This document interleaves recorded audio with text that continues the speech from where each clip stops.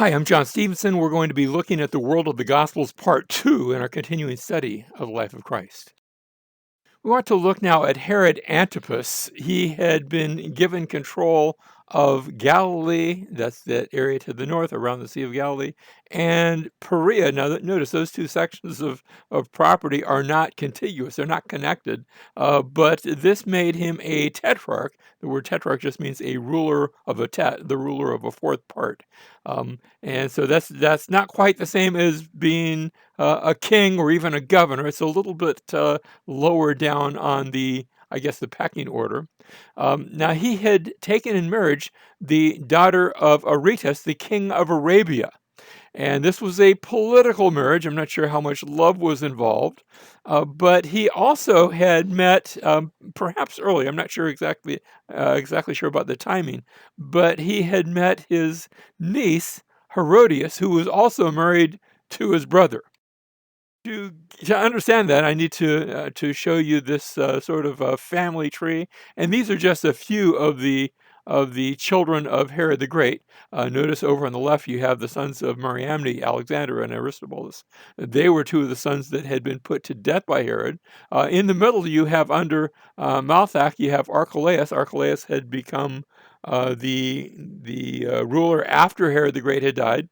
But he only ruled until about 6 AD, and then he was removed from office at the request of the Jews. He was removed by Rome. And we're looking now at the younger brother of Archelaus, Herod Antipas.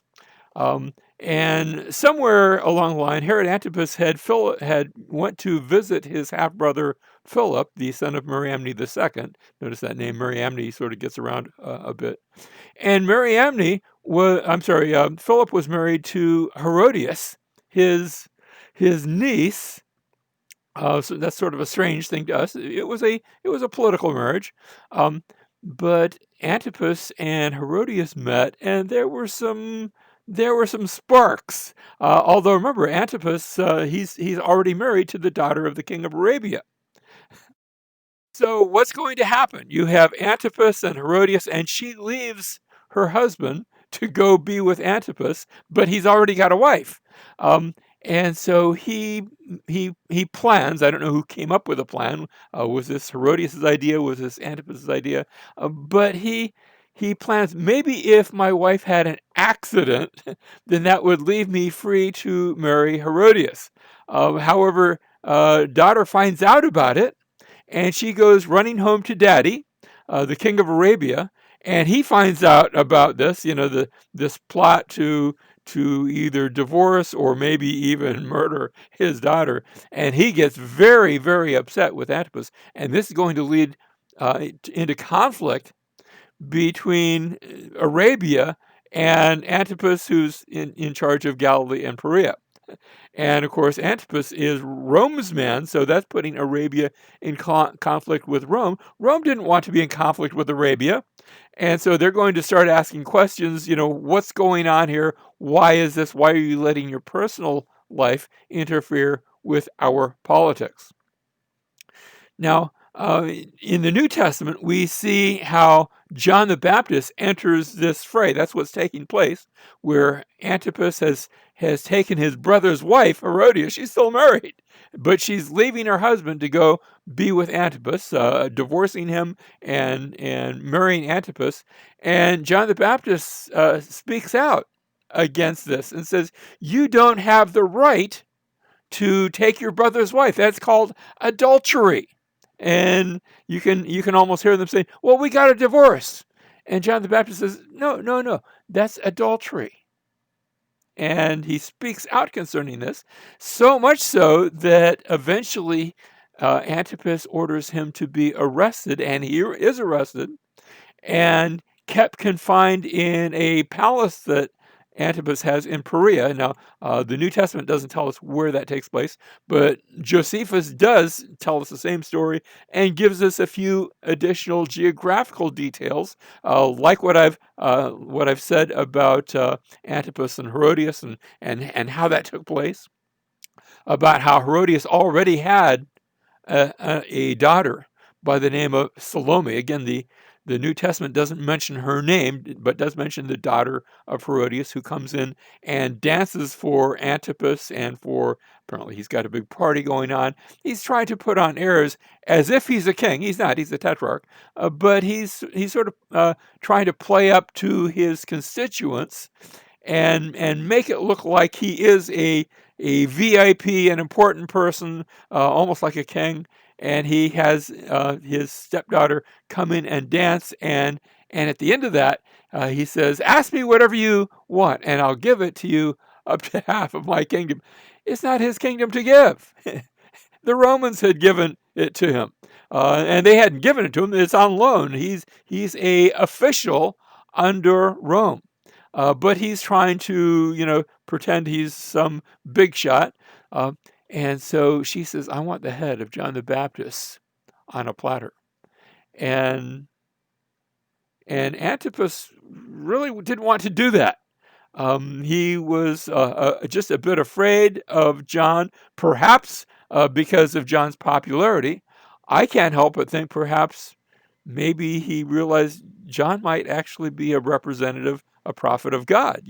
I might get God upset at me. I'm not sure what the opinion is that Antipas held as to spiritual realities. But I wouldn't dismiss that. We're told in the New Testament that Antipas enjoyed going and listening to John speak, even as he had him as a prisoner. He still wanted to hear what he had to say. And of course, Herodias was very upset by all of that. She's the one that's threatened. If Antipas divorces her, then she's going to be without two husbands, not just without one. And it seems that she really wanted Antipas to rise up beyond being merely a tetrarch, that she was after him to go and ask to be a king. Now, the way this is going to play out, Antipas, because he's got his ex-father-in-law upset at him, the king of Arabia, Antipas is busy collecting weapons in case he has to defend Galilee and Perea. And he had not been given permission by Rome to arm the folks in Galilee, to arm the folks in Perea. And so when he gets called back to Rome, he goes to Rome at Herodias's backing. Go and see if they can make you a king. And instead of making him a king, he faces some accusations. Some are actually in-house. He's got a nephew by the name of Agrippa, who was whispering in the ears of certain Roman officials and saying, "Why don't you ask him about the weapons?" And he's asked about the weapons, and he has to freely admit, yes, I have stockpiled weapons. You weren't supposed to do that. And Antipas is going to be banished, and Herodias will go with him into exile. Now, before we finish the Gospels, we also have the story of Antipas not only being sent into exile, but before that had taken place, Jesus had been sent to Antipas, and remember the story, by Pontius Pilate. So what we want to do is back up and look for a moment at Pontius Pilate.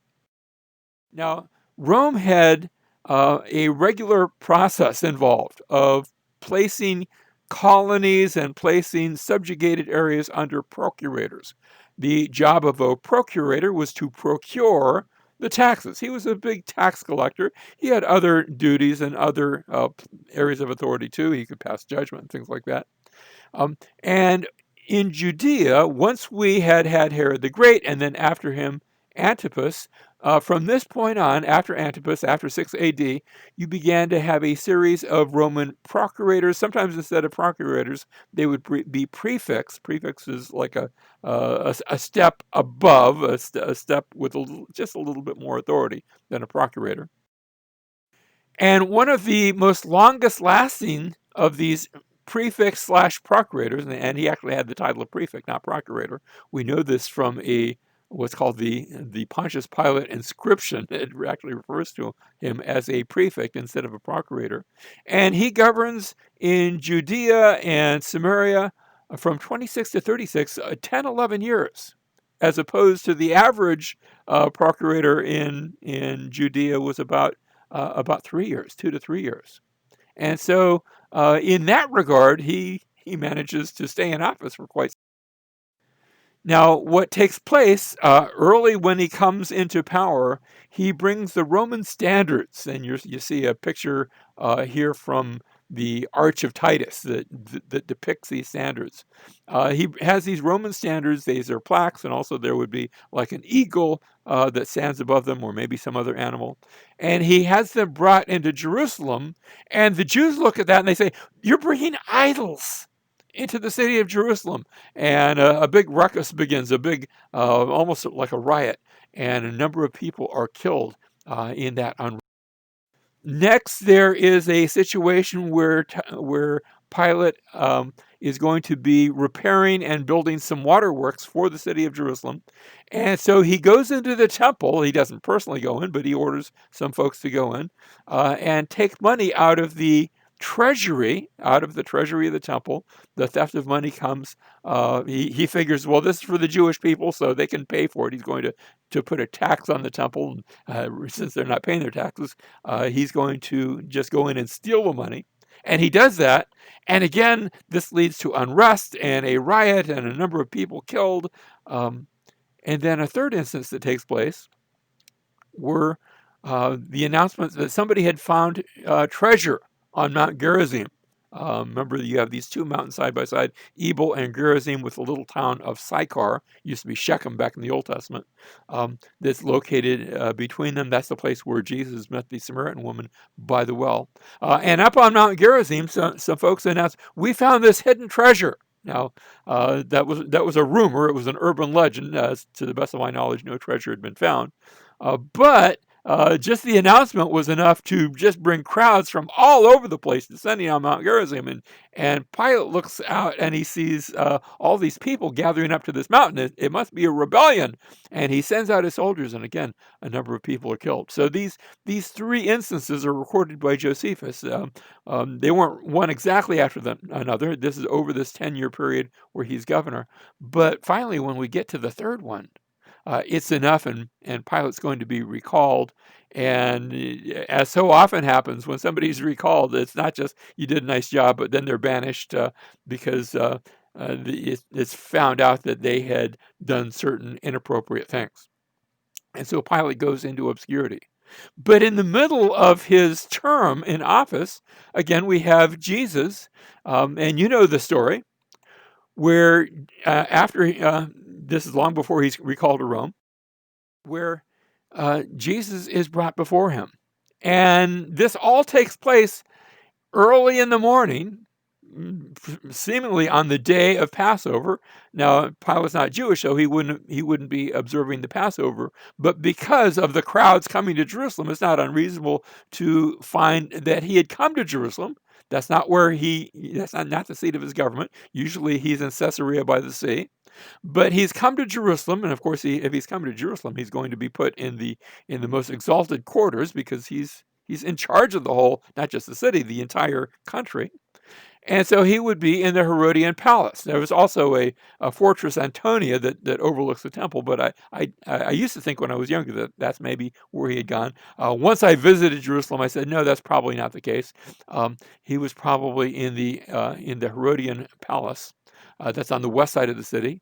And that's a large palace, so not only would he be there, but Herod Antipas, who was, part Jewish and observed the feast, he would be there too. And the palace was big enough to hold quite a few very important people. And so the Jews bring Jesus first to Pilate, and he questions them, and they think, apparently the religious leaders are thinking, well, we brought him to you, just rubber stamp our decision and put him to death. And Pilate's not willing to do that. And so instead he questions Jesus. And upon questioning him, he says, well, I don't find any guilt in him. And of course, when you don't find any guilt in somebody, you expect to read in the next verse. And so he released him, but he doesn't, because of the pressure that the Jewish leaders are bringing to bear. Um, and so, upon further questioning, he finds out that Jesus, now this is in Luke's account only, but Luke mentions how that Pilate finds out that Jesus is from Galilee. He had grown up in Nazareth, and so he sends him across the palace to where Herod Antipas is staying. And Antipas meets with Jesus, and we're not told many of the details, but Antipas asks questions, and Jesus doesn't answer, and so he sends him back. Um, and Pilate says again, I've questioned him. I've talked to him. He goes in and out, speaking to Jesus and then to the crowds, and he's looking for a way out because the Jewish leaders are calling for death, and he says, "Why? I can't even find anything on which to charge him." And so they're trumping up charges. They're making up charges. They're saying, "Well, he said he was a king." He says, "Are you a king?" "Well, not a king of this world, and this isn't my kingdom." And Pilate doesn't know what to make of that. And finally, Pilate calls for water, and in a very symbolic action, he washes his hands in front of all that can see. "I wash my hands of this. I want no part of this." But then upon the Jewish leaders call out, "Well, his blood be upon us and upon our children." And it's striking that within about 40 years of that call, of that pronouncement, the Romans would be battering their way into the city of Jerusalem. And perhaps those that had been there, or at least their children, would have their blood shed in a great slaughter that Josephus says of the terrible things that took place in Jerusalem outweighed every bad thing that had ever happened in all of history. Now, I don't know how to take his words. Maybe he's just sort of speaking, uh, with hyperbole, sort of an exaggeration. But this scene of Pilate washing his hands reminds us that we cannot wash our hands, that when it comes to Jesus, we must make a judgment. Are you going to believe him and become his follower? Or, like Pilate, are you going to turn away and attempt to wash your hands, but in reality, make a judgment against him? And each one of us has that decision before us.